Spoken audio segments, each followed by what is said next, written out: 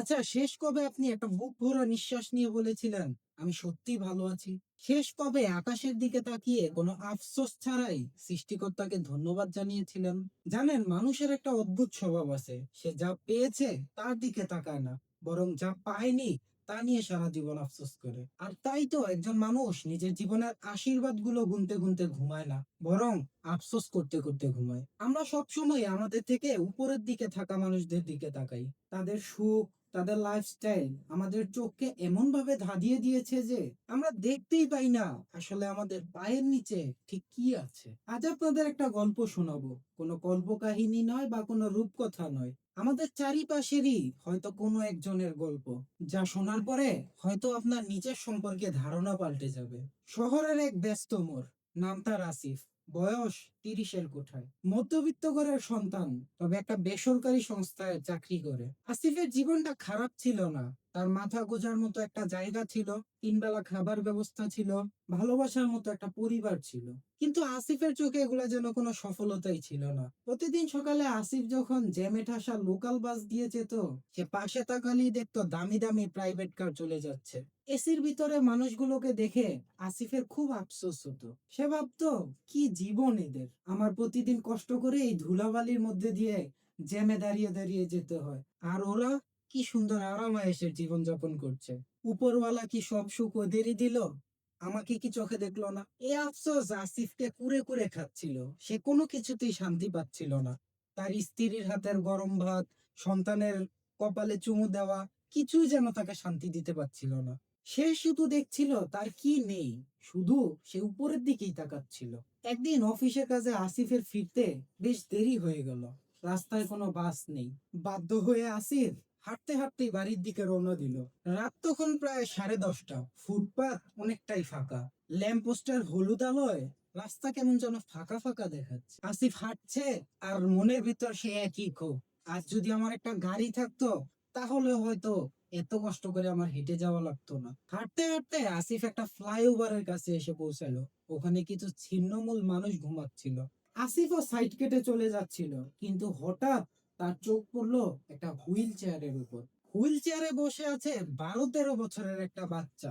সে আসিফের দিকে তাকিয়ে মুস্কি মুস্কি হাসছিল। আসিফ মনের অজান্তেই সেখানে দাঁড়িয়ে গেল। সে কৌতূহল বশত ছেলেটার দিকে মিটি মিটি পায়ে এগিয়ে গেল। পকেট থেকে মানি ব্যাগ বের করে 10 টাকার একটা নোট ছেলেটার দিকে এগিয়ে দিল।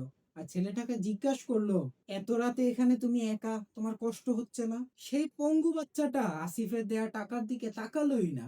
সে আসিফের পায়ের দিকে তাকিয়ে মিটি মিটি হাসতে শুরু করলো। তারপর এক বুক খোলা হাসি দিয়ে বলল, না ভাইয়া, কিসের কষ্ট? দিনটা তো ভালোই গেল। আসিফ জিজ্ঞাসা করলো, তোমার বাবা মা নেই? ছেলেটা জবাবে বলল, ভাইয়া, আমি জন্ম থেকেই পঙ্গু, আর এই কারণে আমার বাবা মা আমাকে রাস্তায় ফেলে দিয়েছিল। এক বুড়ি মা আমাকে কুড়িয়ে পেয়েছিল, লালন পালন করে বড় করেছিল। কিছুদিন আগে সেই বুড়ি মাও মারা গেছে। তার মারা যাওয়ার পর থাকা খাওয়াতে কিছুটা কষ্ট হলো। এখন আমি আলহামদুলিল্লাহ ভালো আছি। আমি জুতা সেলাই করে প্রত্যেকদিন 100 টাকা করে কামাই করি। আসিফ তখন জিজ্ঞাসা করলো, তুমি আমাকে তখন থেকে মিটি মিটি হাসছিলে কেন? ছেলেটা জবাবে বলল, জানেন ভাই, প্রত্যেকদিন আমি যখন আপনার মতো সুস্থ মানুষদের হেঁটে যেতে দেখি, আমার খুব আনন্দ হয়। আমি প্রতিদিন সৃষ্টিকর্তার কাছে প্রার্থনা করি, সৃষ্টিকর্তা, আমাকে একটা দিন, শুধু একটা দিনের জন্য পাগুলো দিন। আমি শুধু একটা বারের জন্য এই শহরের রাজপথ ধরে হাঁটতে চাই। আমার গাড়ি লাগবে না, বাড়ি লাগবে না, শুধু একটু হাঁটতে চাই নিজের পায়ে ভর করে। বাচ্চাটার কথা যেন আসিফের কানে তপ্ত সীসার মতো লাগলো। আসিফ স্তব্ধ হয়ে গেল। সে নিজের পা দুটোর দিকে তাকালো, আর ভাবলো, যে পা দুটো আমাকে মাইলের পর মাইল হাঁটিয়ে নিয়ে যায়, সেই পাগুলোর দিকে আমি কোনোদিন কৃতজ্ঞতার দৃষ্টিতে তাকালামই না। আসিফ বুঝতে পারলো, সে এতকাল যে দামি দামি গাড়িগুলো দেখে মন খারাপ করত, তার কাছে তার চেয়েও দামি জিনিস আছে, তার দুটি সুস্থ পা, যেটা এই ফুটপাতের বাচ্চাটার স্বপ্ন। আমরাও কি প্রতিদিন আসিফের মতো করে বাঁচি না?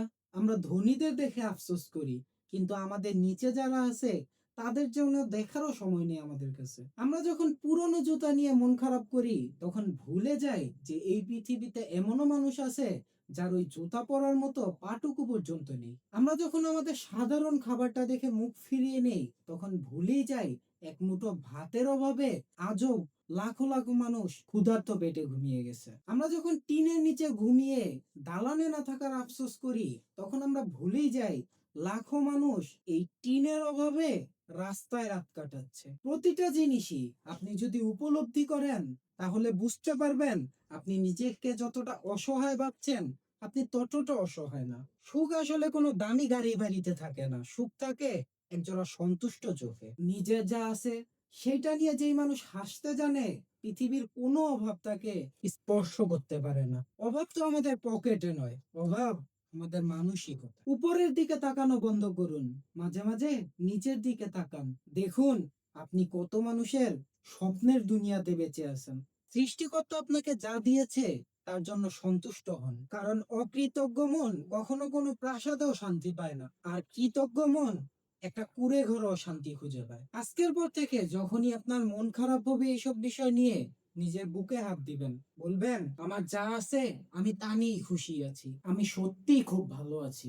ভালো থাকবেন, ভালো রাখবেন, মনের যত্ন নেবেন। দেখা হবে নৈতিক সংস্কারের আরো একটি নতুন অধ্যায়।